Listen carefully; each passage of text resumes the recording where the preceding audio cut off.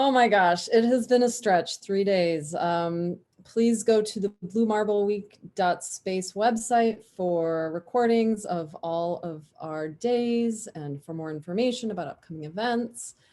Yes, our last speakers. I would say a quick introduction, but it's actually not going to be a very quick introduction. So get comfortable. These two gentlemen have more credentials than I can list, but I will make an attempt here.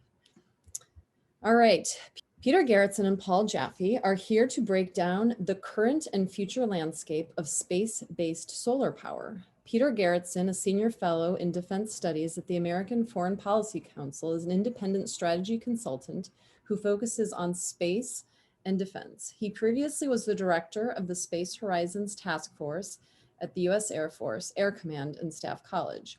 He has 33 years of experience working for the Department of Defense and served his country in the United States Air Force. He's currently working on his PhD in public policy at Auburn University and has his master's in aviation and human factors from Embry-Riddle Aeronautical University. He's a former member of the National Space Society Board of Directors, a thought leader in the area of space development, and he's currently writing a book on the great power competition for space resources. Also with us today, Paul Jaffe is an electronics engineer, researcher, and integration and testing section head at the Naval Center for Space Technology at the U.S. Naval Research Laboratory. In over 20 years in the Naval Research Laboratory, he has worked on dozens of space missions for a range of defense and civilian agency sponsors. Dr. Jaffe served as a coordinator and editor of the NRL's study of military application of space-based solar power. He was also the principal investigator on groundbreaking research efforts involving the development of testing modules for the conversion of sunlight into microwaves, which has a number of potential applications, including space-based solar power. He earned his PhD in electrical engineering from the University of Maryland, College Park, and received his Master of Science in Engineering from Johns Hopkins University. Dr. Jaffe has authored, presented, and peer-reviewed scientific papers and articles for international journals and conferences. He is a sought-after expert to speak on a wide range of science and technology topics, most recently in relation to space solar. It is my pleasure to welcome Paul and Peter to Blue Marble Week. Hello, thank you very much. So, Paul, do you want me to lead off since I've got some slides here, and then I'll turn it over to you? Yeah, please, go for it. That's some of your slides too. All right, so this is basically aimed, at folks who don't have much familiarity with space solar power, but with Paul, we've definitely got the expertise to go into it. So, if you want to see sort of the larger argument about why it's important in the long term to resources, as was mentioned, I've got a brand new book out with my co-author, Namrata Goswami, and there's the code to get it 30% off. Okay, so, we're talking about something amazingly ambitious in space, basically unlocking unlimited renewable energy, far more than you could even put on Earth if you wanted to. The output of the sun is so vast, something that would be autocatalytic, result in many jobs and a prosperous and green future, something that could really scale, in theory, at least, to all global demand like 6 times over. So space solar power is this concept for a revolutionary energy system. You put these stupendously large, like 10,000 metric ton solar power stations in orbit. They collect the sunlight, which doesn't have the disadvantages of sunlight on the Earth. It's basically constant except for 90 minutes during the equinox when the Earth is actually blocking the sun. Otherwise, 99% of the time, constant access to sunlight, no clouds, no night, no weather. And then you beam it down to the ground, either at optical or more commonly at radio frequency wavelengths. So in theory, as I said, it could scale to all global demand several times over. It looks like there's some 332 terawatts of space in the geostationary belt if we organized it properly. And a lot of people don't know that in point of fact, NASA tested and proved the reality of this particular kind of long distance power beaming back in the 70s. So there's this broader competitive vision, not to build one of these things, right, but to build an entire global economy, so when we talk about where are the customers and where's the pain point, really the pain point is in having a non-combustion, long-term renewable energy system that doesn't produce gases that alter our climate. And we're not talking about just one of these, right? We're talking about putting like 3,000 of these in geo. So 3,000, times 10,000 metric tons, you're talking about millions of metric tons of material. But compared to the mass of the moon, that's like, not even a millionth of the mass of the moon to put, 55 terawatts of these very large platforms in geostationary orbit. So, exciting things that are going on. Paul, I'm sure will talk about his experiment, which has actually flown in space. Air Force Research Lab is working on bringing the 1 meter barrier with Spider. There is additional work, a very exciting program by China, where they hope specifically to exploit the Earth-Moon space for industrial development with the goal of constructing space solar power satellites. And that is one of the major reasons why they consider the moon as strategic. And of course, that is part of their motivation for the moon, is for it to be part of this sustainable energy development for their own uplift of their citizens and their broader ambitions via the One Belt, One Road.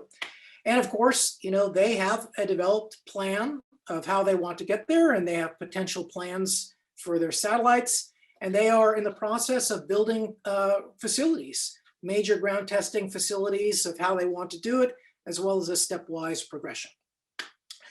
I don't know how many other people caught this, but when Jeff Bezos unveiled his blue moon, he had a little thing up on the side he was talking about energy. And this was something from his not childhood, but when he was a young man. And it said, as a space entrepreneur, he would construct solar power satellites that would make the world peaceful and affluent through abundant, cheap energy, which I thought is an interesting tip of the hand in public that went unnoticed by almost everybody. So this is one of Paul's slides. Basically, you are trying to lower the cost, right? So I want to point out that I'm not making an investor pitch, right? I don't have a company that I'm trying to sell. My investment pitch is to the nation, because I think in the long run, it's inevitable that just like it was uneconomical and impossible to imagine, why would you want to buy the Louisiana Purchase? Why would you want to buy Alaska? Why would you build the Panama Canal? Why would you do the Transcontinental Railway, right? These were things that you could not finance on their own. They required a societal leap and effort to go after. So today, we are in the process of seeing launch costs go down, and we're seeing the cost for satellites to also go down. And there is this amazing reduction that has already gone on, and a reduction that we think is going to happen in terms of the power that you can get out per kilogram of spacecraft mass. So then, we have these amazing things that have been happening with regard to the mega constellations that are coming about, the low cost production, where the more you go down this industrial learning curve of producing more units, the lower cost they cost. And since the modern designs of solar power satellites are highly modularized, that's very useful. We have reusability, we have the possibility, and of course you have the possibility that, Starship, if it doesn't come through now, somebody will eventually do something like that. And we're talking about the possibility of 100 metric tons to LEO at a time at less than $30 per kilogram. And so there's this virtuous learning curve again, where the more you launch, the less it costs to launch. And ultimately, the cost for fuel to orbit is very low, but there are even better things, right? In the long run, you want to do something with this cislunar iconosphere. You'd rather use the materials of the moon, and past studies have said that you could do in excess of 96% of the mass of a solar power satellite using lunar regolith-based materials to get off into there. We're going to start to have some kind of a facility there, and hopefully it will be a lunar industrial facility. And then you have this possibility of both Tethers Unlimited and Made in Space to be doing these in-space construction of very, very large platforms that could be applied to space solar power, and the eventual incorporation of other materials to build these. Something like Apophis, for instance, would allow you to build 150 solar power satellites, each of 5 gigawatts. There are further ideas about how you can do this on the moon with these self-replicating factories. Well, Justin Lewis Weber has done some of the most recent interesting work. And of course, if you want to have a carbon-free energy economy, then you need to think about something that can actually scale, as well as something that provides a bunch of jobs and is far lower in its carbon output. So I think that's probably a good place for me to stop and let Paul jump in to tell you about what's going on and show his videos. So I'll stop my screen sharing for right now. Hey, thanks, Pete. So yeah, let me emphasize again that I am here in a personal rather than Naval Research Laboratory capacity.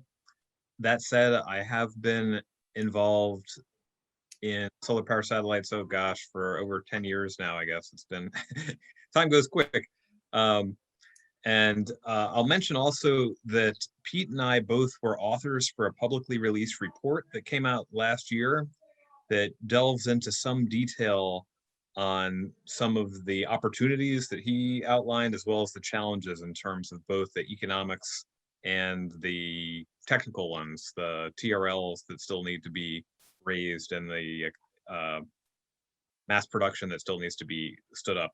There's, for those that are interested, there's a video of a presentation we were both part of back in 2016 that got some attention, as well as a TEDx talk that's derived from that. So if you're looking for kind of top level, more description on space solar, I encourage you to look for those. Although if you were just listening to Pete's thing, you really got a great short, quick overview.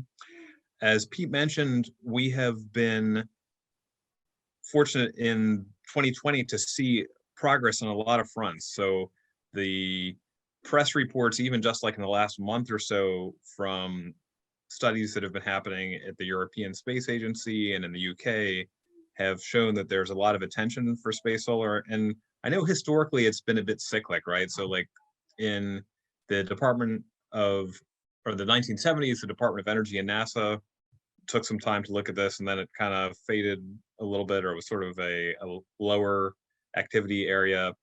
And there was another uptick in the late 90s when John Menkins was at NASA. And again, about 10 years ago, when Pete and others were part of a study that came out of the National Security Space Office. So there's kind of this recurring interest, and definitely progress is being made. So let me share with you a couple things that have happened recently that are worth knowing about. Firstly, earlier this year on the space station, there was a demonstration of wireless power that was conducted by astronaut Jessica Meir. That was called Lectena. So hopefully you guys can see this webpage here. There is so this webpage is nrl.navy.mil/Lectena, but if you go to nrl.navy.mil, you can find the links for everything I'm going to show you here.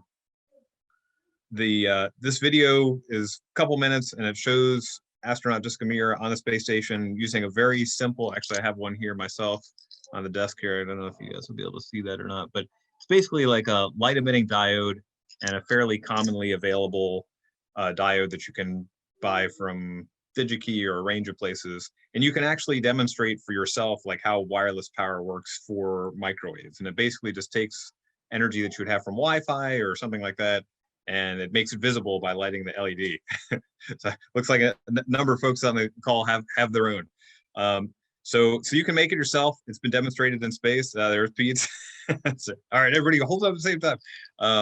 So this is a way to show people like, hey, this is not some kind of bizarre alien technology. This is something that is, in fact, relatively straightforward. It's just electromagnetic waves that we've been using for our advantage for some years. On the same page here, there's a short video that shows you how to build it. It takes just a few minutes if you have the parts, and how to use it, some tips on that.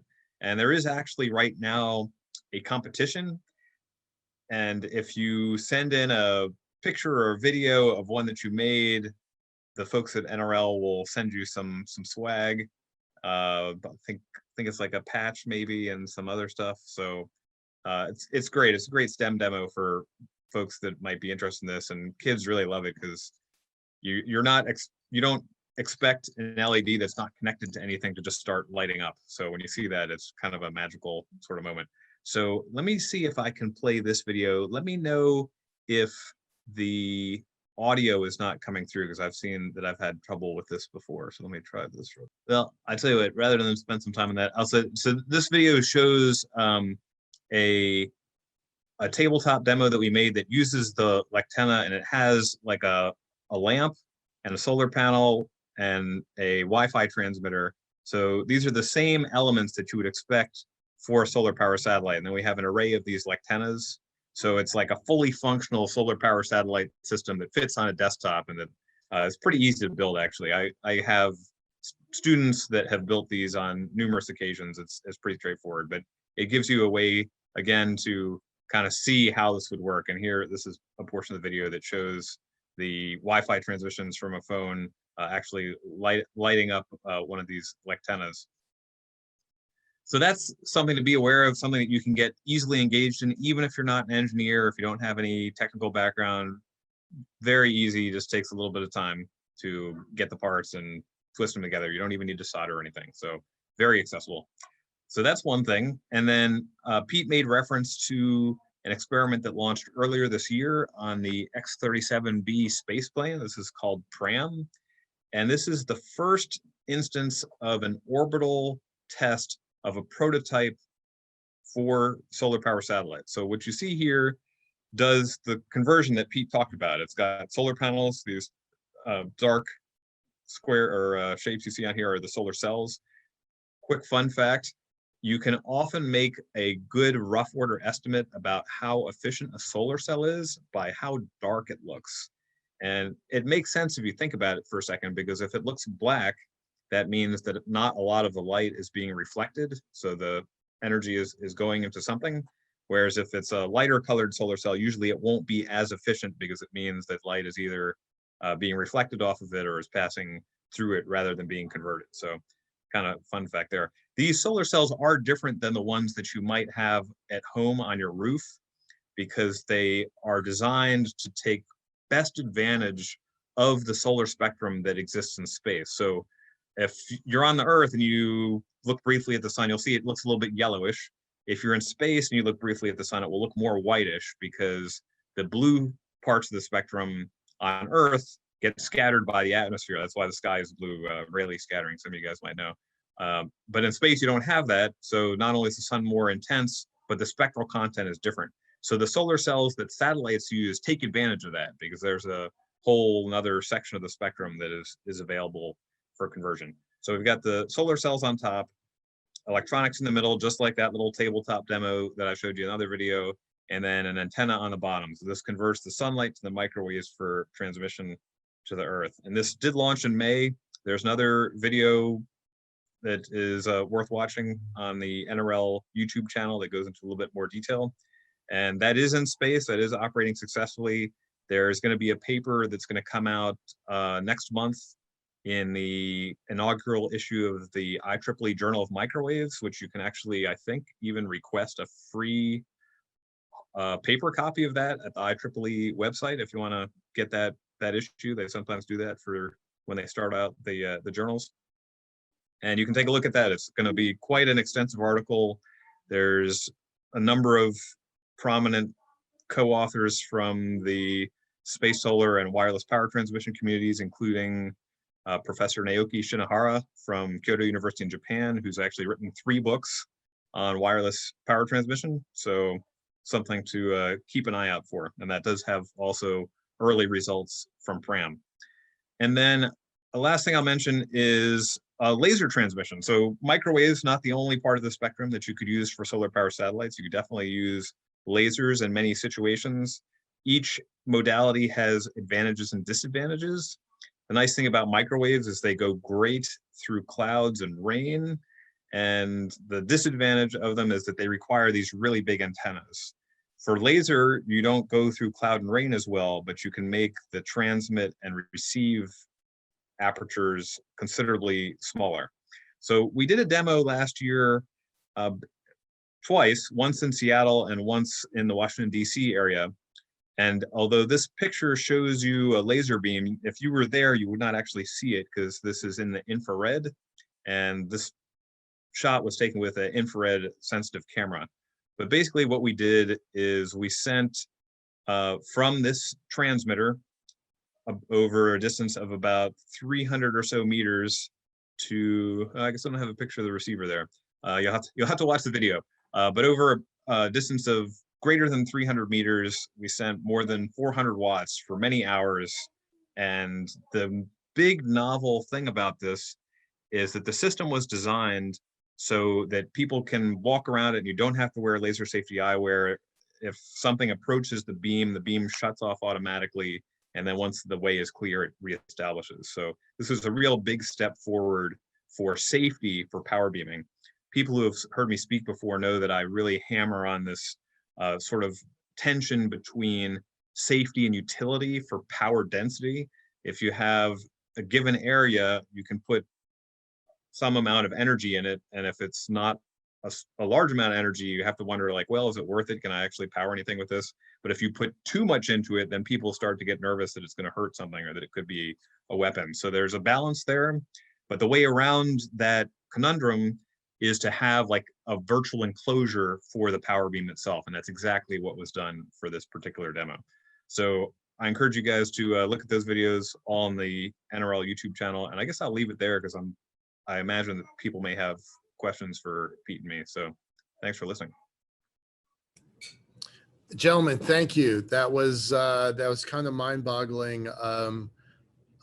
You know, I've been a fan of this technology for a very long time. It's the reason I'm in the career that I'm in.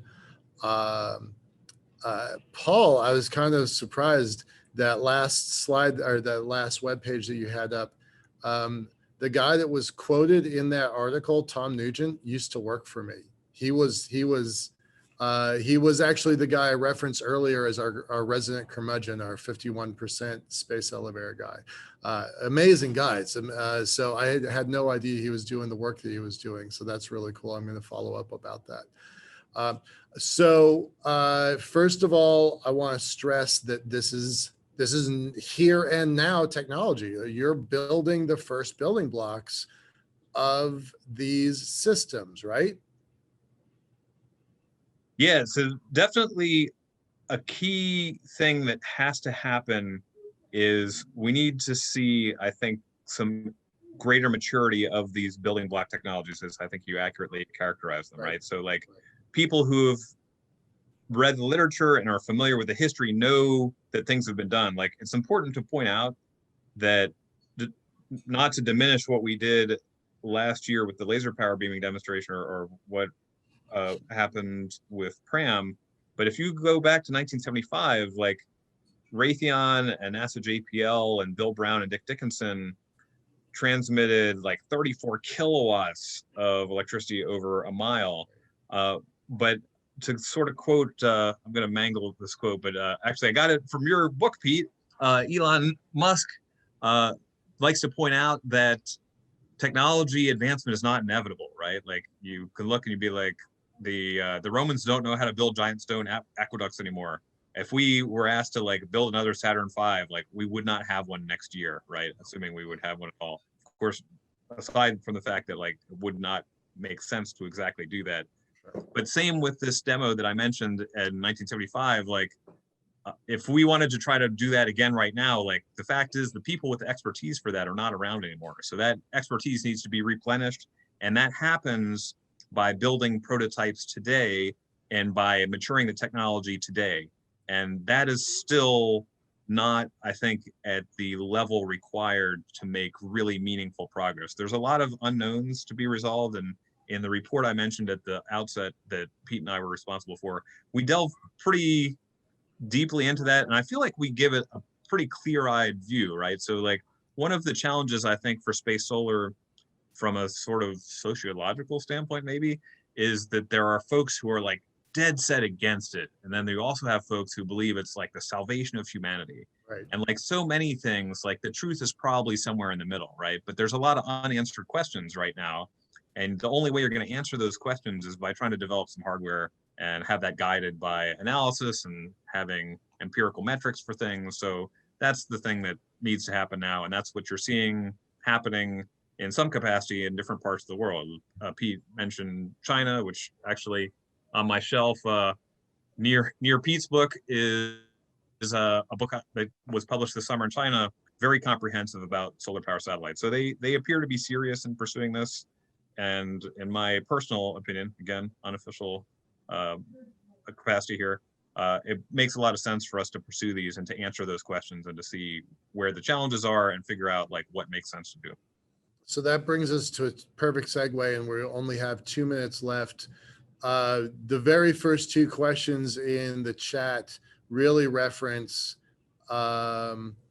is space-based solar power of interest to the brown water folks in the battle space?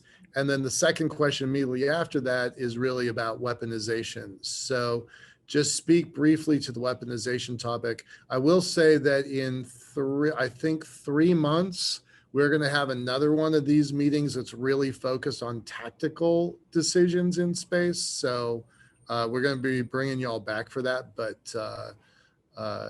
please try to answer their concerns about the weaponization of the system. Yeah, so the weaponization definitely gets to the power density, right? Like, and I'll point out that there's two different things. There's power beaming, which is transferring energy, and then there's directed energy, which is the category that most of the like laser and microwave weapons fall into. So, and they're very distinct, right? They have commonalities for sure, but the whole goal of directed energy is usually the destruction or disruption of some kind of system, whereas power beaming is not trying to do that. So the place where you can make the division gets to the accessible power density, right? I'll point out that it is like using electromagnetic waves in a weaponized way is difficult because you have to keep this tiny spot like focused at some distant point to try to hurt something, right? So power beaming is an easier challenge because you actually want the energy to be spread out a little bit so that you're not like taxing your receiver from a thermal standpoint or some other problem. So I think in terms of, and I guess there's two separate things, right? There's the actual safety and then there's the perception of safety. Because when you say microwave, people think about cooking stuff in their kitchen.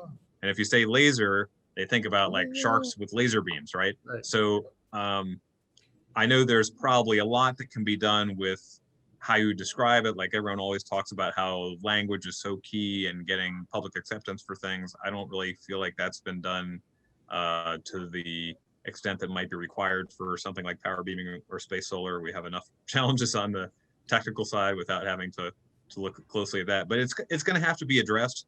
I'm not going to tell you that like you can just ignore it because power density is important. Like some folks will say like, oh, you know, it's less than the noonday sunlight, which may well be the case for certain implementations, but you need to get to the specifics. You need to look at the architectures. You need to like figure out like at the end of the day, it's power density, watts per square meter, and how that's handled. Cool. Yeah, I would just say, you know, look, a solar power satellite in either incarnation, it just isn't a weapon. Now, the ability to construct something that size and collect that much energy certainly has strategic military implications, and that's one of the other reasons why we should hedge and make sure that, you know, we're watching. But, you know, the question about its brown water implications, certainly at some point in time when you've got a developed space solar power infrastructure, it would be very, you know, useful for, you know, powering forward forces, and it would be very useful in general just in space for logistics. You know, not every military system is a weapon system. You know, a lot of American military power is built on logistics systems like, you know, the C-5 Galaxy, C-17, you know, or our tankers and oilers that move things across the ocean. So, you know, when you talk about military interest, it's typically on the logistics side of what this might enable in the long term. Great. We could spend our next 3 days talking about this, but we can't. So thank you all, gentlemen, doctors Jaffe and Garretson. Garretson, you're like 10 minutes away from being a PhD, right? Like, isn't one of your last classes almost done? Last class is done. I still have comps and my thesis to complete. All right, just little things. All right, so almost Dr. Garretson and Dr. Jaffe. Really appreciate having you all here. Enlightening vision of the future. That's what we're trying to end on.